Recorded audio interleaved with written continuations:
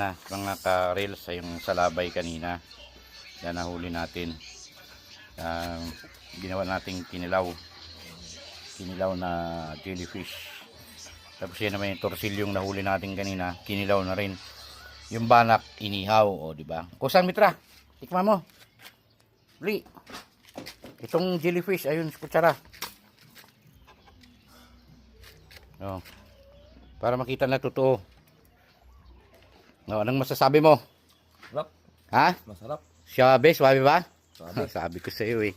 Ayan, si Kusang Mitra, kinain niya yung just salabay. Tayo kakain. Pa yung isang kutsara doon. Kakain din tayo.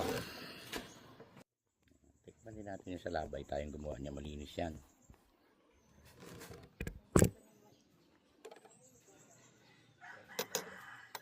Sandok na kayo. Bukas bang nungayang ulit tayo. Habang walang pasok. Ayan ha. Sabihin nyo hindi totoo. Sasandok ako ha. Pili yan sa labay. Swabe na mumuro na ano sa sili. Ito yung jellyfish na ano kanina. Yan.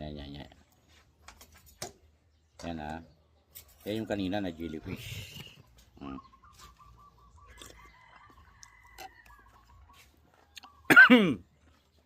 Swabe.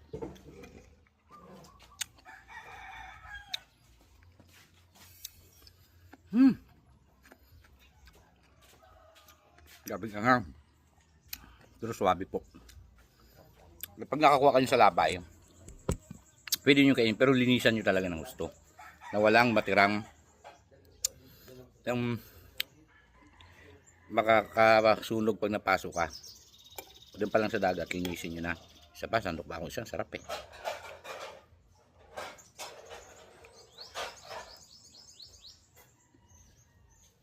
Ayan o, sunan nyo.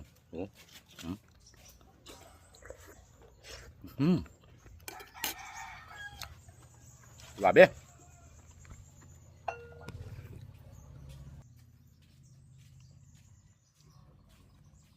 Kinilaw sa labay. Maniwala siguro no. Ang kinakain.